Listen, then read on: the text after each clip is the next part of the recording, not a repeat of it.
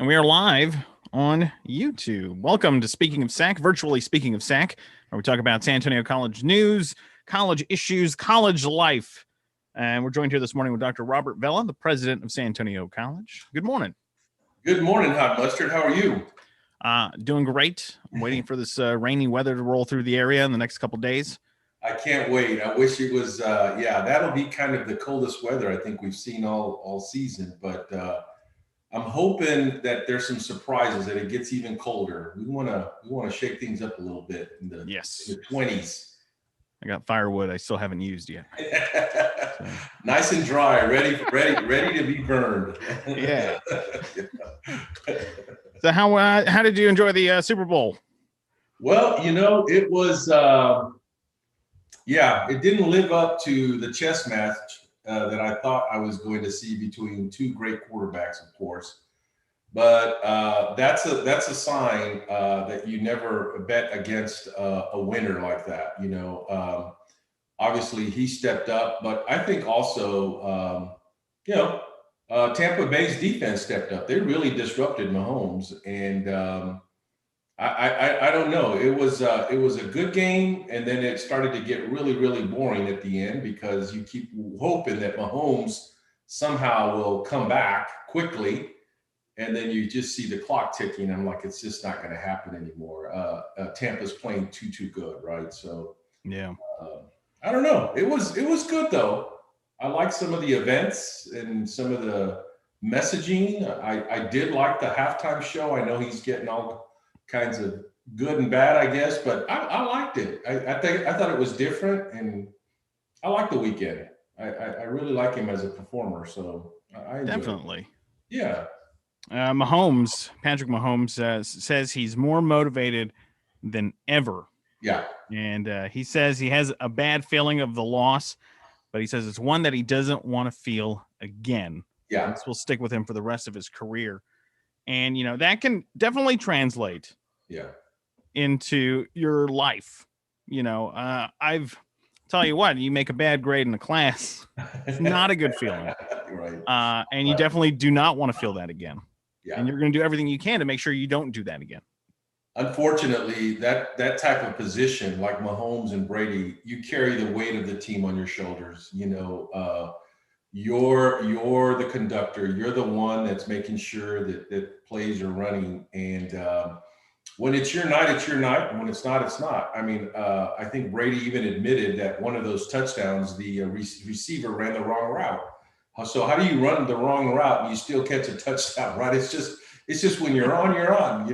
That's not supposed to happen in a traditional game, but it did. It was their night. That's all you can say. And I think you're right. I think Mahomes will come back more and more energized and ready to hopefully make another run at it. He's young. He's like the age of our students walking around college, So there's a long way to go and a lot more to achieve. Yeah, exactly. That's right. In big news, San Antonio College joins a nationwide Caring Campus initiative. Tell us a little bit about this. Well, we were very, very, I wouldn't say surprised, but honored to be selected for this nationwide kind of initiative that we were asked to be a part of, and really applied for, because we were asked to be a part of the staff side of the Caring Campus, but now we applied to become also to work with some of our key faculty. So the thought is that there are practices and behaviors that faculty do throughout the college that just engage students. They know how to ensure that students are engaged with them. So how do we scale that up? How do we take that so that everyone knows what those techniques are, or what those behaviors are, to ensure that every class at SAC has a caring kind of engaging kind of atmosphere for all students, whether you're physically here or on a remote or online. I think professors set the stage on what type of engagement opportunities students will feel like they can connect with you, right? So if you're kind of, well, let me just keep everything very formal and not engage and read the syllabus, and this is what you need to do, and then students are not inclined to maybe ask questions, or maybe they may be a little afraid. But we do have those professors out there and they're not doing that intentionally. I just think they need to learn from others who have found a way to connect with students, to engage students without compromising the class or the standards for that class, right? There's an art form to teaching, which is what we want to show everybody. Definitely. That's fantastic. That is really cool.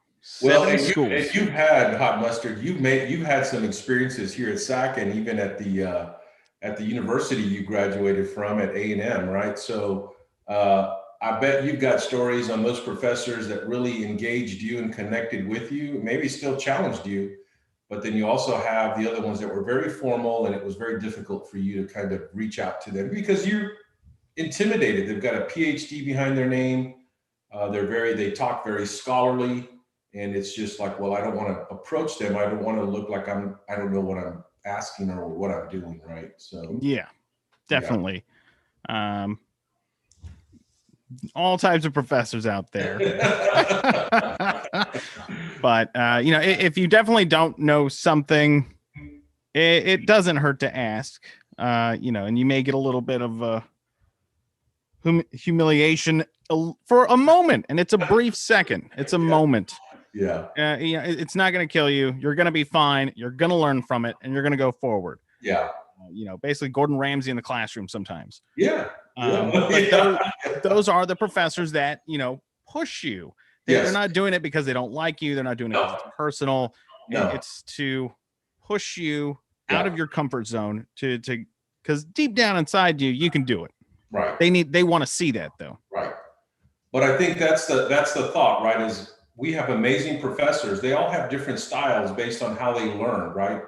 Or what training or development they had. So their heart is good, but what they're projecting might not be the most engaging, or there needs to be a lot of reflection about what you're projecting to students, and it's not intentional. And there's nothing wrong with that style. It's just, what am I doing as a professor to ensure that I create a warm, caring environment so that students do feel like they can approach me? And I think at the end of the day, regardless of your style, professors want to know if students are in trouble or can't understand a certain concept so they can explain it a little bit better. I think that's the spirit of our professors here at SAC. It's just what do we do in a very active, very intentional way to create an environment where students do feel like they can approach you. So it's just sharing of best practices and ideas so that we can help everyone. When you go through, a lot of our professors that went through a very traditional, let's say, master's or PhD program, they are really experts in the specific field. They may have not taken any classes on pedagogy or andragogy, the art form of teaching, the different modalities of delivering instruction, and collaborative approaches versus, all these other things that, so that's the piece, is we want to get more faculty to ensure that they have the resources and the modeling that we have here at SAC to be able to draw from the best faculty here at SAC. So it's exciting. It's only going to make us better as an institution if we can say we are a caring campus. We care about our student success. Yes, definitely. The Student Advocacy Center, they're holding pop-up markets, and they're going to have a pop-up market this Thursday from 3 to 4, and it's going to be in Lot 8. You would have had to register, though. There is a new link to sign up in advance for the pop-up market, and just check the newsletter that you got in your ACES email yesterday, or you can head on over to alamo.edu/advocacy. And they have a list of not just SAC's pop-up markets, but also the other colleges as well. Yes, and I think obviously, as our college community knows, we get quite a bit of folks turn out to these pop-up markets. I mean, anywhere from 150 to 200. So also, I know Jillian, the director there, is looking for volunteers. So those of you that are looking to help and love the cold weather, you want to be outside, this is the time to do it. This is the time where you can dust off the scarf and your gloves and go do something meaningful for our community and our students. Yes. Volunteers are needed, and they're going to be needed from 2 to 5. And also check the newsletter link if you would like to sign up and help volunteer. It's very important. Yes. Let's talk about COVID. And let's talk about after we get kind of away from this, when we start going back. There are things that, we're going to learn that we want out of life, things that students learn that they're going to want from their educational institution, things that employees are probably going to want from their employers. What are we anticipating as far as employees go when they return to campus? Do you see 100% full everybody on campus, or do you see, like, in the summer times when we have Fridays off, do you see maybe we just work Monday, Tuesday, Wednesday, Thursday we're remote? Do you see any changes like that? Are you hearing anything? That's a really good question. And I know, we are one big Alamo Colleges family. So whatever that is, we need to provide and think about a similar experience for all students, regardless of what college you attend. Because as you know, a lot of students do attend multiple colleges. But for me, I think we're going to see a hybrid. I think we need to start thinking about what our students need. Some students prefer to take the day off and come in early and just meet with people they need to meet with, take care of their business, and they want to physically see that. But now what we're seeing as a result of this new COVID environment that we're in, this remote environment, we're seeing more connections with advising and student activities than ever before, which tells us that students do prefer to engage our college that way. So we can't simply just say, well, we're going back face to face, take it or leave it. I'll see you guys at 8 a.m. if you missed it. We're going to have to deliver a hybrid approach. We're going to have to be able to deliver those remote learning opportunities, whether it's advising or mentoring or student activities, for students that really want that way to connect with your institution. So for me, it feels like we're just going to enhance what we're doing.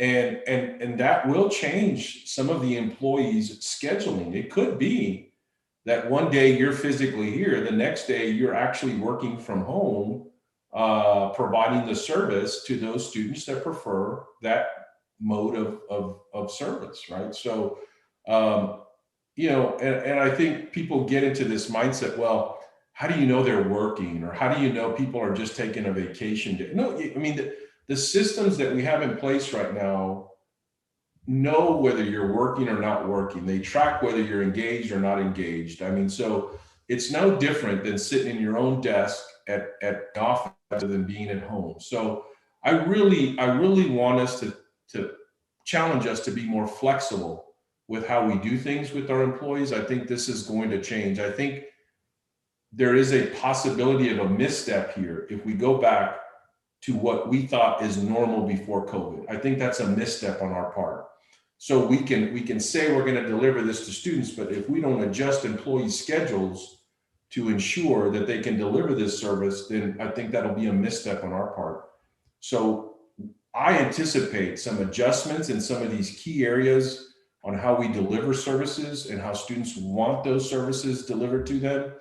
And we will have to make adjustments to our employees and how they are physically here or are remotely here serving our students. Either way, we're here serving students. Definitely. And I will say, this is, being remote. I think it would have been great when I was going to school, because I've been that student where you're getting dropped off. Yeah. I've been that student where I've had my own car. I've been that student where I take the bus, and I've been that student where, hey, I have to get down to the radio station. So I have to get on my bicycle at 4 a.m, drive all the way up Zamora and then down Woodlawn, and I'll be there. Wow. So definitely when I'm seeing all those different sides of being a student and getting to campus, the remote aspect opens the campus up.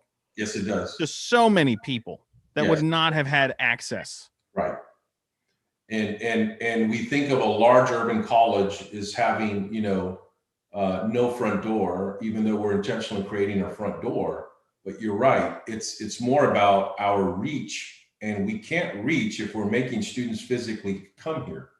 We're only going to be able to serve our surrounding neighbors, which is great.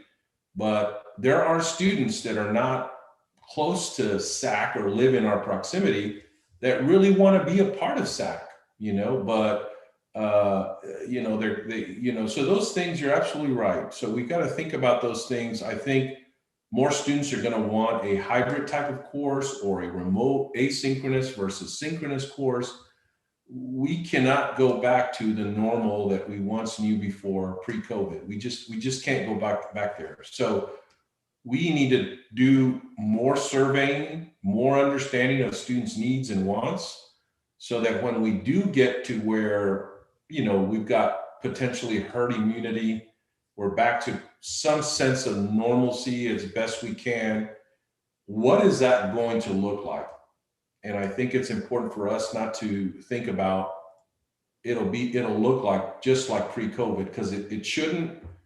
And I don't think it will at SAC. I think we're going to be very responsive to our students' needs on how we deliver instruction, student services, college services, and we're going to make those adjustments. Will we need a semester or two to try to get it just right and refine it just right? Yeah. We'll probably have to make some adjustments here and there to be sure. But at the end of the day, I think we're going to be a much better college because of it. And I think our students are going to be very, very happy with the level of service they're getting at SAC. Speaking of returning to campus, this Friday, 2 to 3:30, it's going to be a return to campus information session, and you're going to be hosting that and answering questions people may have. I'm anticipating a lot. So, one thing I would like to know is if an employee does get the vaccinations, Yes. are they automatically going to be put on a list? Like, hey, okay, you're ready to come back. You're coming back. How's that going to work? Things like that. Yeah, that's a great question. And I mean, that's really unfair of us to treat someone who has been proactive or obviously is in that 1B category to say, hey, you've got the shield on now, so you're the one that's going to have to cover the front desk. I mean, I don't want to do that. I want us, whatever methodology we've been using thus far has been a fair one, a fair process for us to have our employees first who really wants to be back. Because Hot Mustard, I think I think we think that people don't want to be back. Actually, we have a cadre of folks that love to be back on campus. And the reason why is because they've been here and they understand how safe the college is.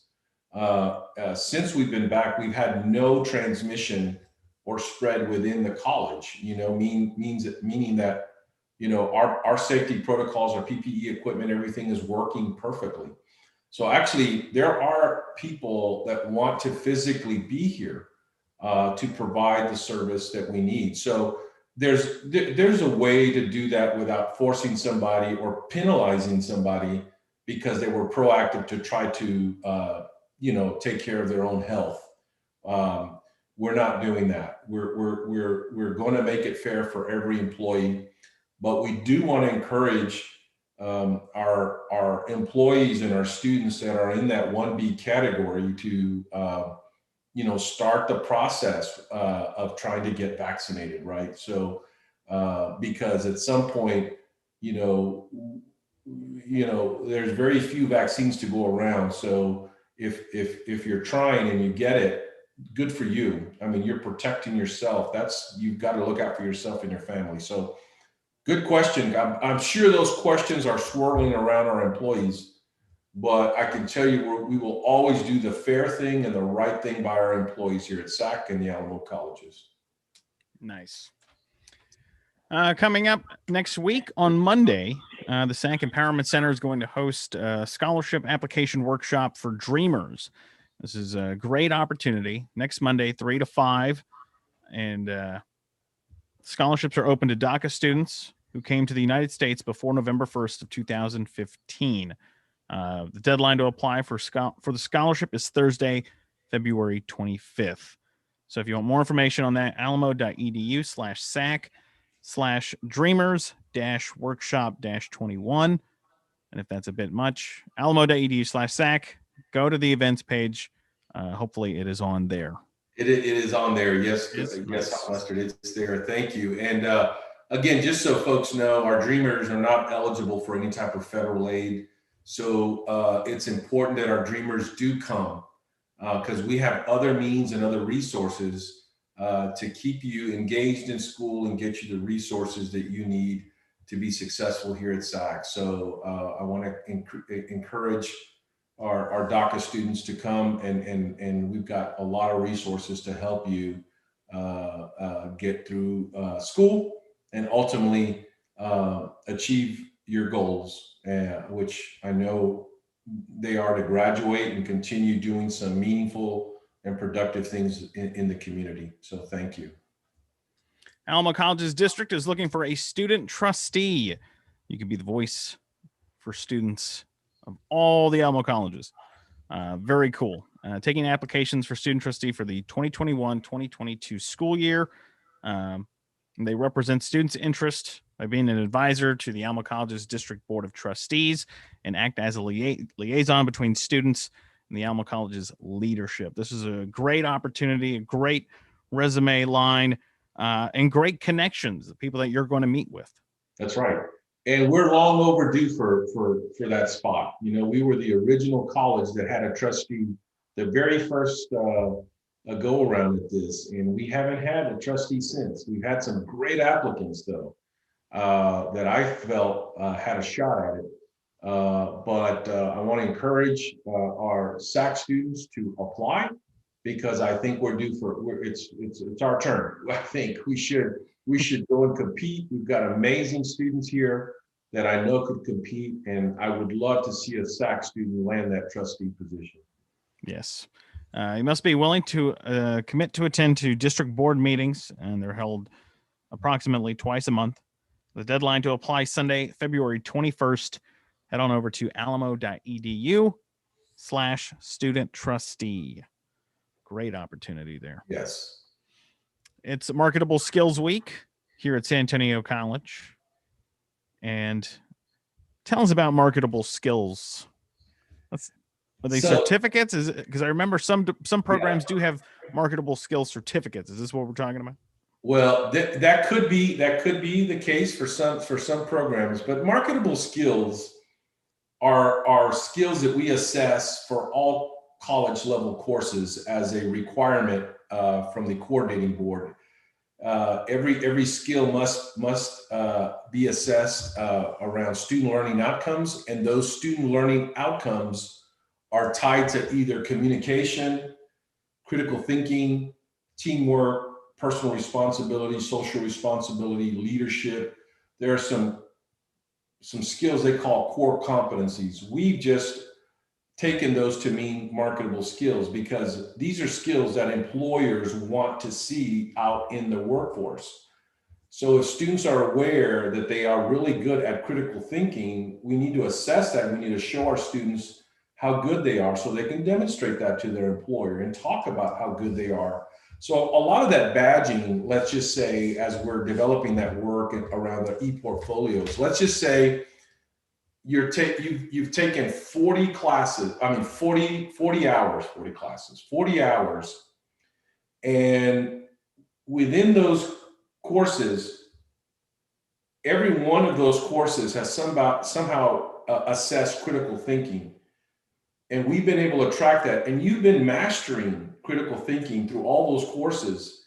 That tells us that you are really good at critical thinking. Despite the subject matter in front of you, you're able to transfer that to any subject matter and do really, really well. We should badge that. We should let employers know that regardless of what's in front of you, you are really good at critical thinking. And let me show you how good you are because you've got now projects or you've got artifacts through your career here at SAC that can demonstrate those skills. So that's the thing is if we can get students speaking in those terms, they can truly articulate how important it is and what they've learned at SAC to be able to take that to an employer. I know you and I have, Mustard, in probably an interview, our employer has asked us, so tell me what assets or what strengths do you bring to my company, and what makes you so valuable to my company? Uh, that's a hard one unless you really know what you're really good at, right? And whether those skills will complement the values and the goals of that particular organization. So if you can articulate that and you can match those skills and values, the likelihood is that you will land that job. Oh, yes. Yeah. Critical thinking. I definitely think we need more of that in the world. Well, when I was going to, in school, I had trouble reading. So I did not take traditional reading courses. So at the time, we had the HOTS program, High Order Thinking Skills. And unfortunately, I think we axed that. Texas legislature axed that years ago. Yeah. But, from third grade and up into the ninth grade, I didn't have reading courses. I had the HOTS program where you would do puzzles and a lot of interest, critical thinking things. And now, I read the news on the radio. I'm not gonna lie, I still have a little bit of trouble reading here and there, a little bit, but I know how to deal with it. I know how to cope with it. Yeah. And I love math. There you go. And that's the thing is this theory around multiple intelligence, right? I mean, people really have a predisposition to a certain aspect of an intelligence, and I think that's been a proven theory. But I can relate, Hot Mustard, because these kinds of deficiencies or things that we experience happen early in our formative years. First grade, second grade, third grade. Something there where we stumble a little bit, and if we don't get the right help or we don't get the right support and affirmation that you're not just different, this is part of the learning process, you can really hurt students, and not just hurt them right then and there, but hurt them for their entire academic career. So it pains me to hear when people say, like you say, I still struggle with reading. I think it's I can't help but think, go back to those elementary years and what happened there for us. I include myself because that happened to me, where if you struggle somehow, and it could be that you're having a bad day or you're dealing with something at home, and you don't want to read, but then you get labeled as, well, you're having trouble reading. Yeah. You're not having trouble reading, you're having trouble processing something that may have happened at home that as a 8-year-old you don't have the ability to understand, right? So those things happen, and we miscalculate that, and we end up hurting students. So I don't want anyone to ever feel, at least at SAC, and because I think you bring up a good point, is learning is lifelong. It's lifelong. Yeah. I mean, when are we going to feel comfortable with reading and being able to read and comprehend at the same time? That's an art form. That takes a lot of skill, takes a lot of practice, right? So anyway, I just want our little kiddos to enjoy learning and not having to put people in buckets simply because they're having some difficulty somewhere, Yeah. So Nothing wrong with going back and reading the page again. Exactly. That's the grit that we talk about. If you know that, you may need to read the page 2 or 3 times. But guess what? You're going to score just as high as that person that read it once that maybe doesn't struggle with that. But then when you guys, like you said, are enrolled in a math class, you don't need a lot of study, man. That comes very natural to you, right? Where they're going to have to seek tutors and all kinds of things, right? So we're complex individuals, man. We've got a lot of differences but things that we should be proud of. But learning will always self-correct that, and grit and determination will always even the playing field for all students. Definitely. We're getting down to that time. Quick reminder, alamo.edu/SAC/BHM21, Black History Month, coming up this Thursday. The Black History Month Committee, they're hosting a presentation titled Family Matters of the Mind. It's 12:15 to 1:30 in the afternoon this Thursday, February 11th. Head on over to alamo.edu, go to the events page, and the link is on there. It's a Zoom link. Also, don't forget, check your ACE's email, the survey for the mascot, picking the new mascot. Less than a week to take part in that survey. Let your voice be heard. Yep. All right. Running out of time. We got to get a new mascot before the end of the spring semester. Yes. All right. We're going to be here next Tuesday, 8:30 to 9, right here on the San Antonio College official video YouTube channel. So be sure to check that out. Thank you, Dr. Vella, for joining us today. Thank you, Hot Mustard. It's always a pleasure to spend Tuesday mornings with you, buddy.